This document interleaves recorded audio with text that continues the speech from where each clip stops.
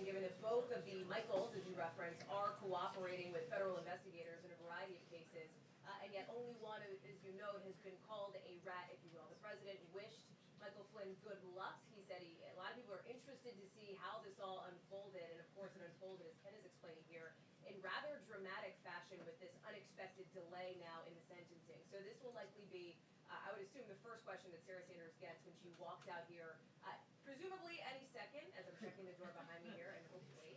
And so that is one of the stories that she will be asked about, of course, as it relates to the president's former national security advisor. There is a disparity between the way that he is talking about his former attorney and the way that he is talking about his former top official. Remember that Flynn is now the senior most administration aide to Donald Trump, who has been convicted now in this investigation related to the special counsel.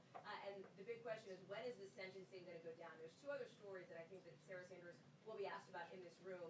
One of them relates to the possibility of a government shutdown and the likelihood that the president is going to back off big time on that $5 billion demand for border wall money. You heard the press secretary earlier today over on Fox News talk about that and seem to really give in a way that we have not heard publicly from administration officials.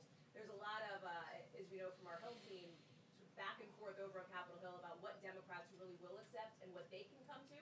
So I imagine we may get some clarity on that. And then, of course, there's the dissolution of the Trump Foundation, the president's former charitable foundation that is now breaking up. I spoke with the Trump Organization lawyer earlier today who said, hey, we are happy to get this resolved, and we're the ones who wanted this in the first place, later suggesting that this is a politicized move by the New York Attorney General. So we're following all of those threads today.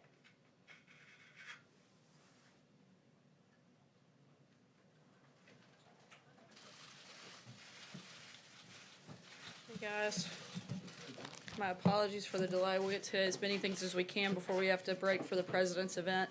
Good afternoon. As you know, the World Economic Forum will take place in Davos, Switzerland from January 22nd through 25th. The president will attend as he did last year. Secretary of the Treasury, Steven Mnuchin, will lead the delegation.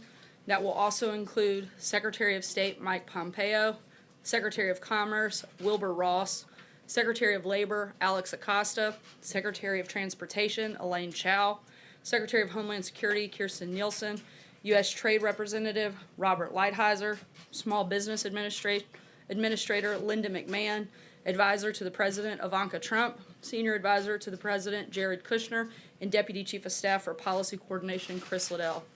On another note, the President is once again fulfilling a promise he made to the American people, and this morning the Acting Attorney General signed the final rule making clear that bump stocks are illegal because they fall within the definition of machine guns that are banned under federal firearms law.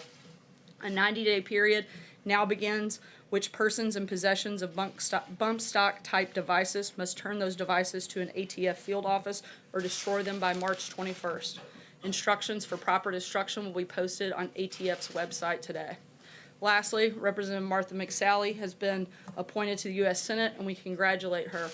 She has been a strong partner in the House of Representatives, helping advance a number of the administration's priorities, including rebuilding our military and increased border security. The President applauds Governor Ducey for his swift and qualified selection, and he appreciates Senator Jon Kyl and thanks him for his service to the people of Arizona. And with that, I will take your questions. John? Sir, reaction to the delay in the Flynn sentencing and the rather unusual inquiry from Judge Sullivan this morning asking prosecutors if Flynn possibly committed treason? The delay is something between General Flynn and the courts, and that's something for them to determine what that timeline looks like. In the meantime, we wish General Flynn well, and we'll continue to focus on doing what we do here every single day. What about the inquiry as to whether he committed treason? Does the President see any reason why Flynn should be asked if he committed treason? I'm not aware of anything that we would know of that would indicate that, certainly. Senator, I was in the courthouse last hour when the Judge Emmett Sullivan basically said that he was disgusted by Michael Flynn's crimes. He said that he had disdain for Flynn. Flynn said that he knew that it was illegal to lie to the FBI, and he was ready to accept responsibility. This was all before agreeing to a delay in the sentencing. Given that, are you in a position now, or would you like to revisit your comments earlier today that the FBI ambushed Flynn here? No.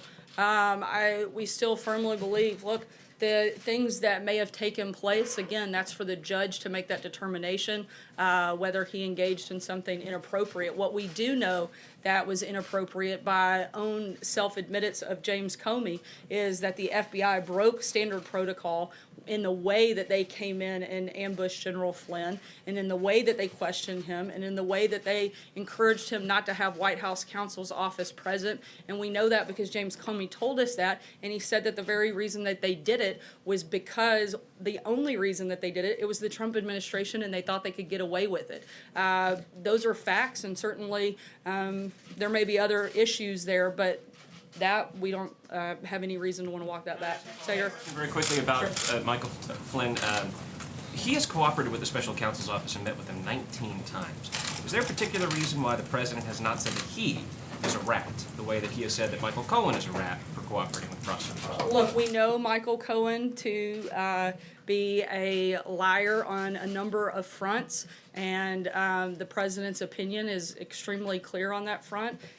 I don't see any reason to go beyond that comment at this point. Thanks, Sarah. Two questions for you on the government shutdown. First, can you clarify us the current White House position towards the continuing resolution that's floating up on the Hill? Is it a demand for $1.6 billion in border wall funding, or is it supporting a continuing resolution to take this matter up after the Christmas break? You know, at this point, the Senate's thrown out a lot of ideas. We're disappointed in the fact that they've yet to actually vote on something and pass something. So when they do that, we'll make a determination on whether or not we're going to sign that. In the meantime, we're looking at every avenue available to us possible. The president's asked every one of his cabinet secretaries to look for funding that can be used to protect our borders and for give the president the ability to fulfill his constitutional obligation to protect the American people by having a secure border. So we're looking at the other options. In the meantime, we'll see what the Senate does, and we'll let you know when we have an announcement on that front. Second question. Sorry, Sarah, I'm gonna keep moving just because we're tight on time. Go ahead, So Jill. following up on that, there's other sources that could potentially pay for the wall. Which agencies are you looking at? You've mentioned DOD. As I said, we're looking at, the president's asked every agency to look and see if they have money that can be used for that purpose, and that's exactly what we're doing. And if they can find that money, does that mean the president would accept a budget proposal that does not include any money to fund new border wall construction? Once again, we want to see what the Senate can pass. They've thrown out a lot of ideas. They've yet to take a vote. Once they do that, we're disappointed in the process and their inability to put something forward. Once they make a decision and they put something on the table, we'll make a determination on whether or not we'll move forward on either a short-term or long-term friend bill. This idea that the Sorry, put John, I'm forward gonna keep today- moving. Josh, go ahead. Michael Flynn today tweeted that he did lie to the FBI and to them repeatedly, and that he was working for foreign government during the campaign. Does that concern the president? I mean, he seems to be concerned that Michael Cohen is a liar. Does he concern that one of his top aides lied to the FBI and was working for a foreign government? Not when it comes to things that have anything to do with the president. The activities that he has said to, and again, we'll let the court make that determination, to have engaged in don't have anything to do with the president. Let's remember what the whole thing that this started is supposed to be about. And it's whether or not Russia influenced the election and whether or not the president had anything to do with it. We know that that Russia tried to create chaos within the election, but certainly not that they actually impacted it. The only reason that the president is the president is because he was a better candidate and beat Hillary Clinton. We also know that the president never colluded with Russia. So that's the whole reason that we have this, and we know those things to be false. Is the president concerned that Michael Flynn lied to a representative of his own government and was working for another government during the campaign? Is that concern him or not? Look, there's certainly concern, but that's something for the court to make that determination, and we'll let them do that. Positive comments about him when he's pleaded to this. Again, we're going to let the court play that out, and they'll make a determination on whether or not he engaged in something right or Why is wrong. the president making positive comments about him, given these things that he's pled guilty to? It's perfectly acceptable for the president to make a positive comment about somebody while we wait to see what the court's determination is. Like, Sarah, let me ask you about a tweet that the president sent out earlier today as he continues to vent frustration about the Federal Reserve. He said that he hopes the Fed reads the Wall Street Journal op-ed. Part of the op-ed, the Journal points out that U.S. growth might be slowing, the president's tariff battles have reduced investment, housing and autos are down, and there's a few cracks showing as well in the credit markets. When the president talks about the Fed, is he just venting at this point, or is he genuinely worried that if there is a rate hike tomorrow, that the economy will slow down? The president is stating his opinion, which he is perfectly within his right to do so. I think that is one of the reasons people like him, is because he does that and he does it regularly. He's been very clear about what his position is, while at the same time he understands that the Fed is an independent agency. That doesn't take away the president's right to state his opinion on a particular matter. And let me ask you as it Sorry, I'm relates to gonna this. keep moving. Francesca, go ahead. All right, thank you, Sarah. I just want to clarify one thing and then move back on to the border wall. But the clarification on Michael Flynn, you said it has nothing to do with the president, but one of the things that the judge brought up today was that it was so concerning to him because Michael Flynn lied inside the White House as the national security advisor to the president. So is the White House disputing at this point that Michael Flynn is a liar? Because that's also the reason that he was fired. He was fired for lying. We're disputing that any actions he engaged in had nothing to do with the president. That just because maybe he did do those things, but that doesn't have anything to do with the president directly. Okay, when it comes to the border wall, today on television, you mentioned that the president would be willing to accept $1.6 billion for the wall, the way that I understood it when you said it, and also that plays into a broader $25 billion bill over 10 years. Is that what the White House's current offer is to Capitol Hill, that it would accept? Again, we are continuing to have constant and regular conversations with the Hill. I'm not going to negotiate here. We've laid out clearly what our parameters are with members of Congress. We want to know what they can pass. We want to know what they think they can actually get done. We've laid out what we'd like to see. In the meantime, we're looking at other areas where we can draw money from to make sure that the president can actually protect our border and protect American citizens. With the deficit ballooning to over $1 trillion under this president, where are the additional monies for this wall going to come from, and why is he asking the American taxpayer for them when he promised Mexico was going to pay? Look, we're not asking American taxpayers for that.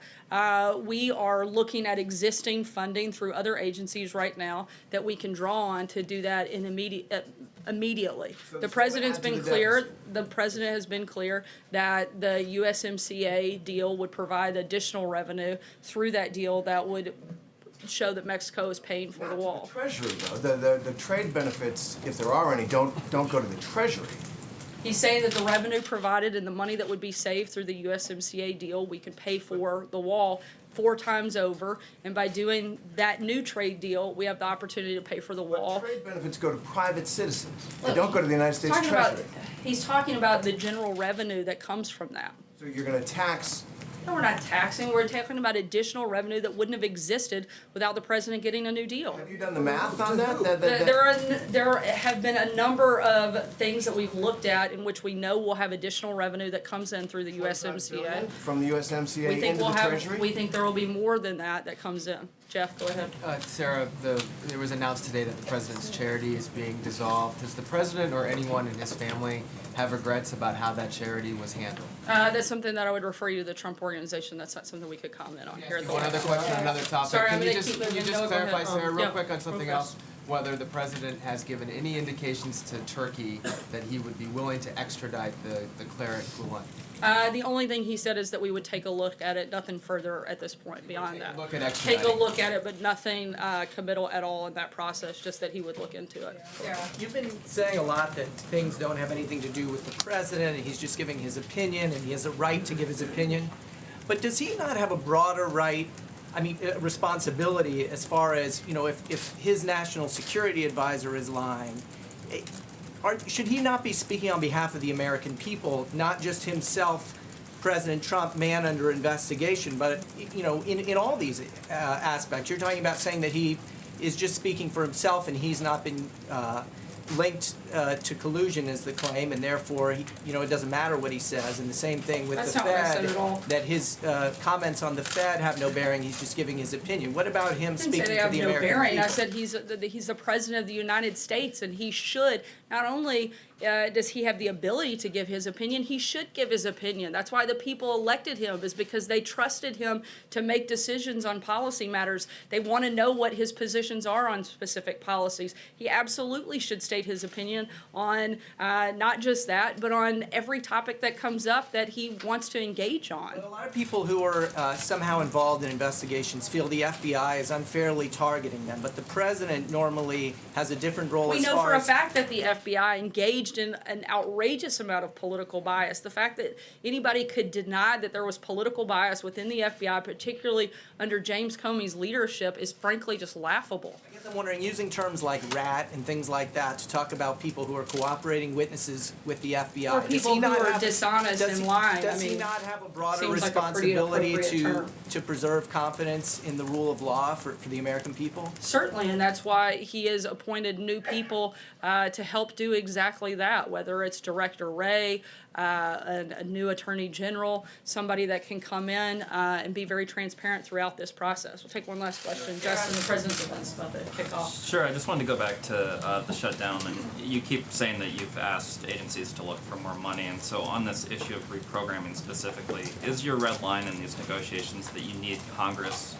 to reprogram money explicitly? So DHS or the Defense Department or whoever it might be the Congress say, you can spend this money that we didn't spend on something else on wall construction? Or No. are you saying that you think that you have the legal authority? And what are you, I guess, basing that legal authority on, since Nancy Pelosi said today that, in fact, that sort of authority doesn't exist? I would never use Nancy Pelosi as my source for legal authority on probably anything, but I would use attorneys that work here at the White House and in agencies that that's their entire job, is determining whether or not something is legal, and we're looking to those individuals to find out those So- specific pots of money that can be bonus- used for that. A bonus amount of money that is sort of reprogrammed by Congress won't be necessary for the president's signature on this budget bill. We would like to see Congress pass an appropriations bill that fully funds our government and that allows the president to protect our border and provides substantial border security funding,